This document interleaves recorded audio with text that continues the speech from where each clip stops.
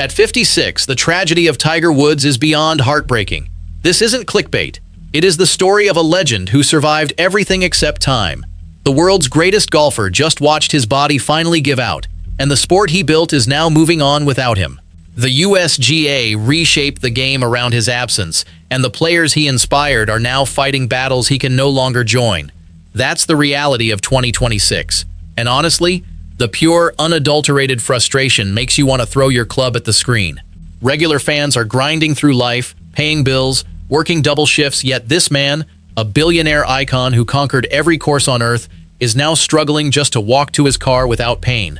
It is a brutal irony, proving that even the greatest athlete can't outrun a body that has been through 11 surgeries.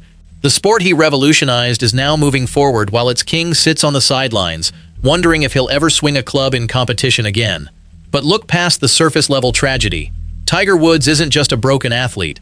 He is the final proof that golf has a hero problem. The governing bodies spent years building their post-Tiger future, but they never prepared for what happens when the legend actually disappears. What we're watching is the real cost of greatness, the price a body pays for 25 years of impossible expectations. And the question nobody wants to ask is this: when the greatest to ever play can't even qualify for the majors he once owned, what does that say about the sport that made him? Personally, I think golf is struggling to face a future without its greatest star. Do you think the sport will survive the post-Tiger era, or are we watching the beginning of the end? Drop your take below. And if deep, honest golf storytelling is what you're here for, you found the right place. Subscribe so you don't miss the full story. To understand what happened in 2026, you have to go back to the moment Tiger Woods became something more than a golfer. He became an idea. An idea that said one man could defy everything: age, injury, logic itself, and still win. That idea lasted a long time. Longer than anyone expected. Longer than his body could actually handle. See, the thing about Tiger Woods that casual fans don't fully grasp is this: he didn't just beat other players. He beat the sport itself. He changed how golf was played, how it was watched, how it was paid. Every kid who picked up a club after 1997 wanted to be him. Every course that hosted a major redesigned itself to try and stop him, and almost none of them succeeded. But here's the problem with being an idea. Ideas don't get tired. Ideas don't feel pain. Ideas don't wake up at 4 in the morning with a back that feels like someone took a sledgehammer to it. Tiger Woods is not an idea. He's a human being, and human beings have limits. By the time 2026 rolled around, Tiger had already undergone 11 surgeries. 11 times doctors had cut into his body to fix something that golf had broken. His left knee, his back, multiple times, his neck, his ankle after that 2021 crash that almost took his leg. And every single time, he came back. Every single time, he convinced the world, and maybe himself, that this time would be different. That's what made the 2026 story so brutal to watch, because this time, he didn't come back. Let me take you through exactly what happened. Not the headlines you saw on sports websites. The real story, the one that happened behind closed doors. The one that golf fans need to understand if they want to grasp why this tragedy cut so deep. January 2026 started with hope. Tiger was playing again. Actually playing, not just showing up for ceremonial tee shots, not just doing the media rounds. He was competing, and the golf world held its breath. He opened the year at the Genesis Invitational. That's his tournament, the one hosted by his foundation. He finished 27th. Not great by his standards, but not terrible either. He shot a 69 in the first round. For a guy who couldn't walk without a limp 2 years earlier, a 69 at Riviera was a victory in itself. But here's what the scorecard didn't show. Here's what the TV cameras didn't capture. Tiger was in pain, the kind that settles into your bones and doesn't leave. He didn't say anything publicly. He never does. That's the Tiger way. Smile for the cameras, grit your teeth in private, and never let them see you break. But people around him noticed. The stiffness in his gait on the practice green, the way he winced between shots when he thought nobody was watching. Then came the Tour Championship, and for one glorious week, Tiger Woods looked like Tiger Woods again. He won, 11 under par, his first victory in over 5 years. The crowd went crazy. Social media exploded, and Tiger lifted that trophy, and he smiled, and he waved to the fans. And nobody asked the question that should have been asked. What did it cost him? Every athlete knows the deal. You can push your body past its limits, but you have to pay the bill eventually. And Tiger's bill was about to come due. That win at the Tour Championship was the last great moment Tiger Woods would ever have on a golf course. He just didn't know it yet. March 27, 2026. A date that will be remembered in golf history, but not for any tournament. Jupiter Island, Florida. Tiger's home. He was driving his Range Rover just a few miles from his house when it happened. The SUV rolled over. Just a rollover. The kind that happens when your body isn't working the way it should. Police arrived. They did a drug recognition test. And that's where the story gets complicated. Tiger blew 0 on the breathalyzer. No alcohol. But the drug recognition test showed something else. Hydrocodone, a prescription painkiller, the kind of thing a man with 11 surgeries might have in his system. He was arrested. DUI, property damage, refusing chemical testing. His mugshot went viral. The legend, the icon, the man who had conquered everything, sitting in a police station with that hollow look in his eyes. This was his second DUI. The first one was in 2017, when he was found asleep in his car with the engine running. He blamed it on medication then, too. Back then, everyone forgave him. Everyone believed in the redemption story. But the second time around, something felt different. The forgiveness didn't come as easily. The redemption didn't feel as certain. Because this wasn't a one-time mistake anymore. This was a pattern. And the pattern told a story that golf fans didn't want to hear. Tiger Woods, the greatest competitor the sport has ever seen, was addicted to more than winning. He was addicted to pushing past the pain. And that addiction, the one that made him great, was also the thing that was destroying him. That police mugshot made the world wonder if Tiger had finally reached rock bottom. They had no idea how far down rock bottom actually went. Here's the thing about addiction, whether it's to painkillers or to competition or to the roar of the crowd. It doesn't just affect the person using, it affects everyone around them. And in Tiger's case, the person around him most was Vanessa Trump.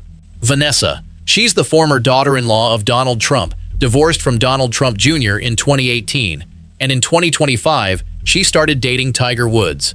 By early 2026, the relationship was serious. Vanessa was there at the Tour Championship, watching Tiger lift that trophy. She was there at Genesis, sitting in the gallery, looking like a normal girlfriend instead of a celebrity. And then, in May, she got the news. Breast cancer. At first, she kept it private, but on May 20th, she went public with the diagnosis. She said she was fortunate to have caught it early. She didn't mention Tiger. Not directly. But she didn't have to. Everyone knew. So here's the picture that emerges from early 2026. Tiger Woods, 50 years old, fresh off a DUI arrest, facing criminal charges that could take 6 to 9 months to resolve. His driver's license suspended. His reputation in tatters. And the woman he loves is diagnosed with cancer. He was in Switzerland at the time, doing a 3-month rehab program. When he heard the news, he flew back to Florida, back and forth trying to fix himself while supporting someone fighting for her life. That's not just heartbreaking, that's the kind of weight that crushes people. And Tiger Woods, for all his strength, for all his mental toughness, is still human. He had dominated the Masters, the US Open, the Open Championship. But in 2026, he couldn't even make it to the first tee. By the time June rolled around, it was official. Tiger Woods would not play in the 2026 US Open. He wouldn't play in any of the majors, not the PGA Championship, not the Open, not the Masters, the tournament he'd won 5 times. For the second consecutive year, he would miss all 4. Think about that. The man who once won the US Open by 15 strokes couldn't even qualify anymore. He had exemptions. He had status, but not a body that could make it through 18 holes. The USGA, the governing body that Tiger had terrorized for years with his impossible shots and his ridiculous winning margins, was running the US Open that year. They had implemented new rules, new ball restrictions, new course setups. Everything players had called selfish and atrocious. It was all happening, and the player who had once made all of their rules look stupid was sitting at home. If you want to understand why the phrase, "the tragedy of Tiger Woods is beyond heartbreaking," resonates so deeply, this is where you start. Not with the injuries, not with the arrests, with the silence, with the absence, with the fact that the most important voice in golf wasn't in the room when the most important decisions were being made. He had built the sport. He had made it wealthy. He had made it global. And when it mattered most, he wasn't there to protect what he'd created. That absence matters. It matters because Tiger Woods, even when he wasn't playing, was the moral center of the sport. The players fought over the future of the sport in 2026. Justin Thomas called the USGA selfish. Bryson DeChambeau called their decisions atrocious. Rory McIlroy supported the changes. Scottie Scheffler took a middle ground, arguing against luck replacing skill. All of those players, all of those voices, they were fighting over the future of the sport, and they were doing it without Tiger Woods. Imagine trying to decide the direction of a religion without consulting the Pope. That's what golf looked like in 2026. Tiger's injury, his legal problems, his personal struggles, they didn't just cost him his game, they cost the sport its conscience, its leader, its voice. And here's the part that makes it truly heartbreaking. Tiger didn't want to be absent. He wanted to be there, fighting, arguing, swinging a club. But his body had made the decision for him. The body had made the decision. And the body's decision was final. Now, let's be honest about something. The people who watch this channel, the people who are listening to this script right now, you know golf. You've played it, you've watched it. You understand what it takes to swing a club, to walk 18 holes, to compete at any level, let alone the highest level. So you already know what I'm about to say. Tiger Woods didn't just lose his game in 2026. He lost his ability to be a normal person. A normal person can walk to the mailbox. A normal person can bend over to pick up their kid. Tiger couldn't do any of that. His back, the one that had undergone 7 surgeries by that point, wasn't just injured. It was broken. Not metaphorically broken, medically broken, structurally broken. The kind of broken that no amount of rehab, no amount of willpower, no amount of mental toughness could fix. He could play 9 holes. Sometimes he could play 18. But the next day, he couldn't get out of bed. That's the part of the tragedy that TV cameras never showed. That's the part of the story that sports websites never told. Tiger Woods wasn't just losing his game. He was losing his body. One joint, one muscle, one vertebrae at a time. And the cruelest irony, he had done it to himself. Through years of pushing, years of not listening to his body, years of believing that the rules that applied to everyone else somehow didn't apply to him. He had been wrong. Wrong about his body, wrong about his limits, and tragically, wrong about one more thing, the future. When Tiger Woods was at his peak, he believed in something.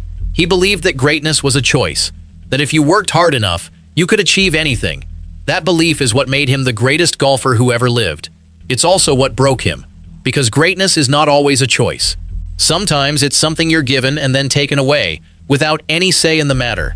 The tragedy of Tiger Woods isn't that he failed. It's that he succeeded so completely that he couldn't imagine anything else.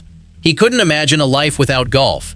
He couldn't imagine letting go. And so he held on, through the surgeries, through the pain, through the arrests, through the humiliation. He held on to the only identity he had ever known, the golfer, the champion, the king, until 2026, when holding on became impossible. Impossible is a word Tiger Woods never liked. He proved that word wrong more times than any athlete in history. But in 2026, impossible came for him. Was it worth it? Was 25 years of dominance worth the body that can't walk? Was 82 PGA Tour wins worth the reputation that was dragged through the mud? Was the roar of the crowd worth the silence of an empty mansion? Tiger Woods would probably say yes. He's a competitor. Competitors don't regret. They don't look back. They don't question the price of victory. But the rest of us, the ones who watched him, who cheered for him, who believed in him, we're allowed to ask the question. And the answer, the heartbreaking answer, is that we don't know. We don't know if Tiger Woods would do it all again. We don't know if the trade-off was worth it. We don't know if he looks in the mirror and sees a legend or a cautionary tale. What we do know is this: 2026 has been the worst year of his life. Worse than the 2021 crash. Worse than the 2017 arrest. Worse than any of the surgeries. Because in 2026, he didn't just lose his swing, he lost his hope. Hope was the one thing Tiger Woods always had, even when he couldn't walk, even when he couldn't putt, even when the surgeries kept piling up. He always had hope. That's what made him Tiger Woods. In 2026, that hope started to fade. Here's the thing about hope. It's not always a good thing. Sometimes hope is what keeps you going when you should stop. Sometimes hope is what makes you believe in one more comeback, one more surgery, one more miracle. Tiger Woods had been running on hope for years. Hope that his back would heal. Hope that he'd find the magic again. Hope that pain would eventually go away. By the summer of 2026, hope was gone. And when hope goes, what's left? For Tiger Woods, what's left is a man who can't play the game he loves. A man who can't walk his daughter down the aisle without pain. A man who can't sleep through the night because his body won't let him. A man who is, in every meaningful way, trapped. Trapped by his own success. Trapped by his own standards. Trapped by a body that gave him everything and then took it all away. That's the real tragedy. Not the DUI, not the surgeries, not the missed majors. The tragedy is that Tiger Woods became so good at being Tiger Woods that he forgot how to be anything else. And now, at 50 years old, with his body broken and his future uncertain, he's learning the hardest lesson of all. You can't outrun time. You can't negotiate with your body. You can't will yourself into being young again. You can only accept what's happened and try to find peace with who you are now. That's where Tiger Woods is in 2026, at the end of the road, facing a future that doesn't include the one thing that defined him. Golf has moved on. The rules have changed. The players have changed. The fans have changed. And Tiger Woods, the man who changed everything, is standing still. He's standing still because he can't move forward. And he can't move forward because his body won't let him. That's the cruelest irony of them all. Let me tell you something about golfers. Real golfers. The ones who play on weekends, who dream of that perfect drive, who watch the pros and imagine themselves in their shoes. We all have a Tiger moment. A moment where we hit a shot so pure, so perfect, that for just a second, we feel like him. We feel like we could conquer anything. That's what Tiger gave us. Not just wins, not just records, but the feeling that anything was possible. That if you believed enough, worked enough, wanted enough, you could be great. He gave us that feeling for 25 years, and in 2026, he lost it. Not because he stopped believing, not because he stopped working, not because he stopped wanting, because his body stopped cooperating, because time caught up with him, because the bill for all those years of greatness finally came due. That's why, at 56, the tragedy of Tiger Woods is beyond heartbreaking. Not because we feel sorry for him. He doesn't want our pity. He never did. But because we see ourselves in him. We see what happens when you push too hard, want too much, sacrifice everything for one thing, and we realize that even the greatest of us can fall. The tragedy of Tiger Woods is that he was too good for his own good. He set the bar so high that no one, including himself, could ever reach it again. So where does that leave us? It leaves us with a legend who can't play, a champion who can't win, a king who can't even sit on his throne. And it leaves us with a question that we have to answer for ourselves. What do we do with the heroes who outlive their greatness? Do we remember them as they were? Do we hold on to the memories of their glory days? Or do we let them go? Let them fade? Let them become something else? Tiger Woods is facing that question right now. He's facing it every time he wakes up in pain. Every time he sees a golf course and knows he can't play it. Every time he watches someone else lift a trophy that used to be his. He's facing it, and he doesn't have an answer. He doesn't have an answer because there is no answer. There's only acceptance. And acceptance is the hardest thing for a competitor to find. Let's go back to one of the earliest moments of Tiger's career, the 1997 Masters. He won by 12 strokes. He was 21 years old. He looked like he'd never lose. Nobody thought about how it would end. Nobody thought about 2026. Nobody thought about a 50-year-old man in a police station, or a girlfriend with cancer, or a back that couldn't hold him up. We just cheered, and that's what makes this story so sad, isn't it? We cheered for the glory, but we didn't think about the cost. Tiger paid the cost. He paid it in pain. He paid it in surgeries. He paid it in sleepless nights and endless rehab, and the slow, agonizing realization that he wasn't invincible. He paid it for us, for our entertainment, for our joy, for our belief that anything was possible. And now, in 2026, the debt is due. The debt is due, and Tiger Woods is out of credit. His body is bankrupt, his hope is depleted, and all that's left is the memory of what he was. Maybe that's enough. Maybe memories are enough. Maybe the greatest gift we can give Tiger Woods is to remember him as he was, not as he is. Remember the fist pumps, the stinger shots, the impossible putts. Remember the roar of the crowd. Remember the feeling that you were watching something special, something that would never happen again. Because it won't. It won't happen again.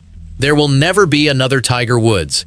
And maybe that's the real tragedy. Not that he fell, not that he broke, not that he lost, but that we'll never see anything like him again. That the magic is gone, that the legend is over, and all we have left is this: a 50-year-old man who can't walk without pain, A legend who can't play the game he loves. A hero who outlived his own story. That's the tragedy. And yes, it is beyond heartbreaking.